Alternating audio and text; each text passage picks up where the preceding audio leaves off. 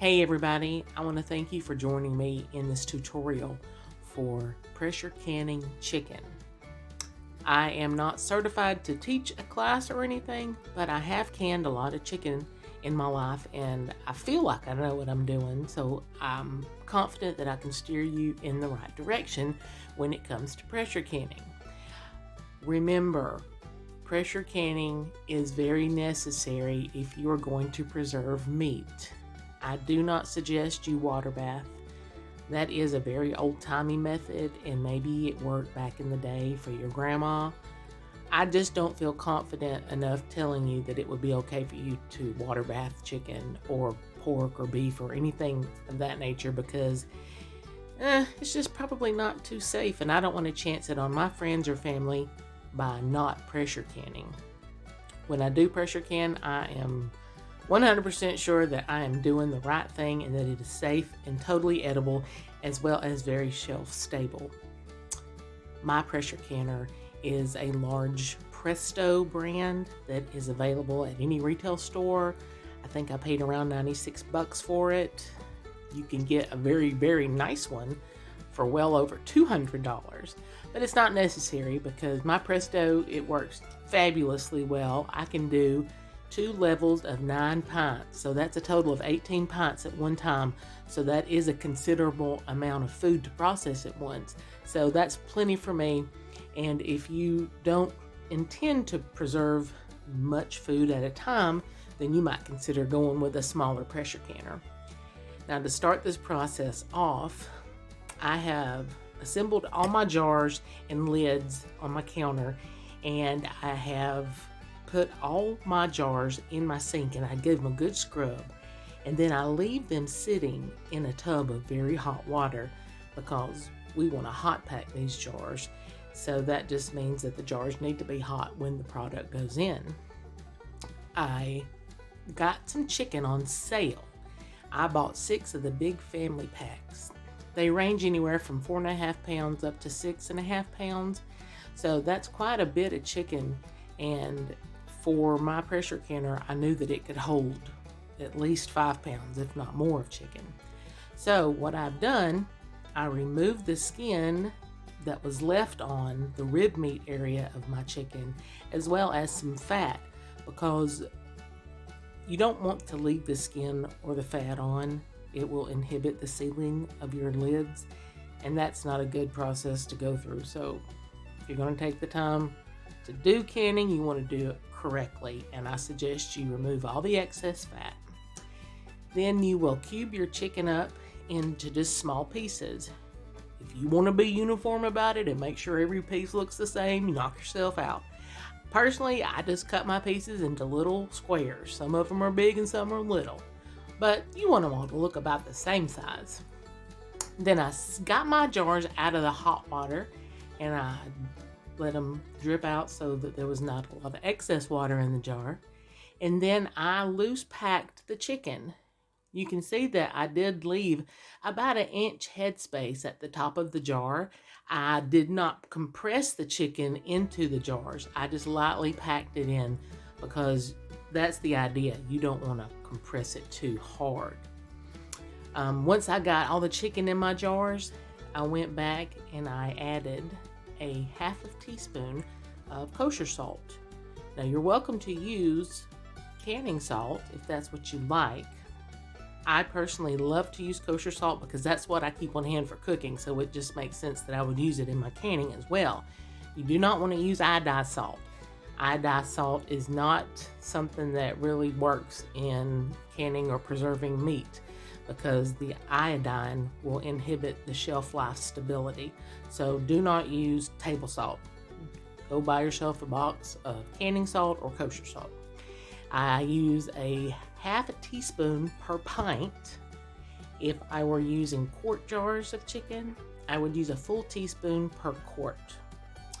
I also like to add an additional bit of seasoning to these because when this chicken cooks in these jars, it's going to release all the water and it's going to make a beautiful broth.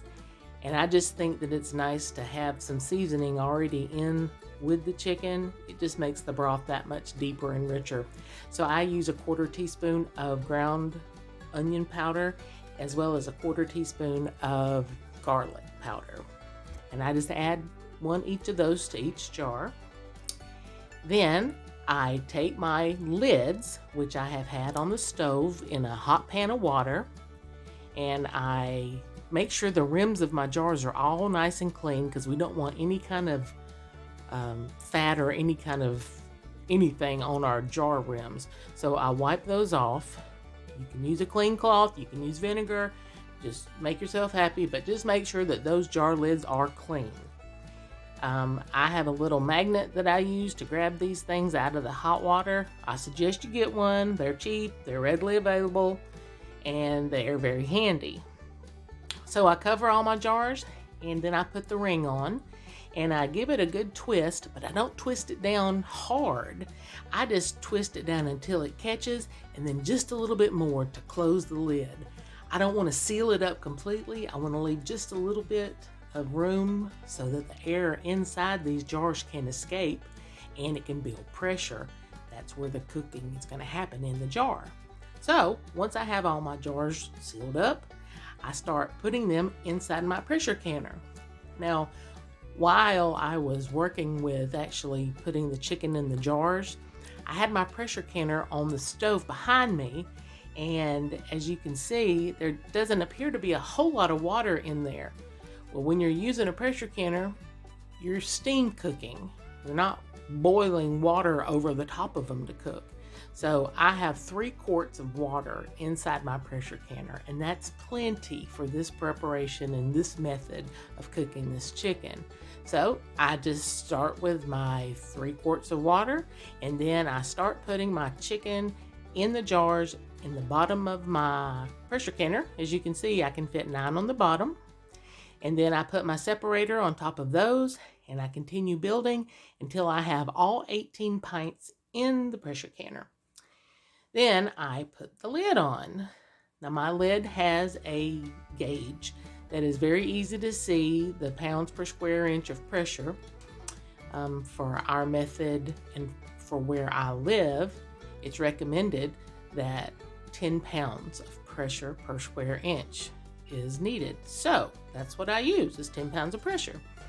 I put my lid on and I click it closed, but I do not put the toggle weight on. What I'm waiting for is for the water to come to a boil, and a steady stream of steam needs to come out of the exit port. When I notice that water boiling, it'll start producing steam, and as soon as I see a constant stream of steam, then I'm going to start timing it for 10 minutes. At the 10-minute mark, I'm ready to put the toggle on. So I put the weight on, and then I watch my gauge until it gets up to 10 pounds. Then I can turn the heat down. I can't turn the heat off.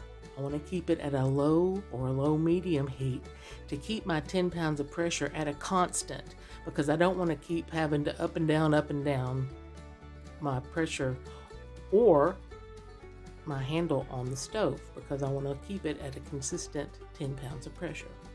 For pints of chicken, you need to process them 70 minutes at the 10 pounds of PSI.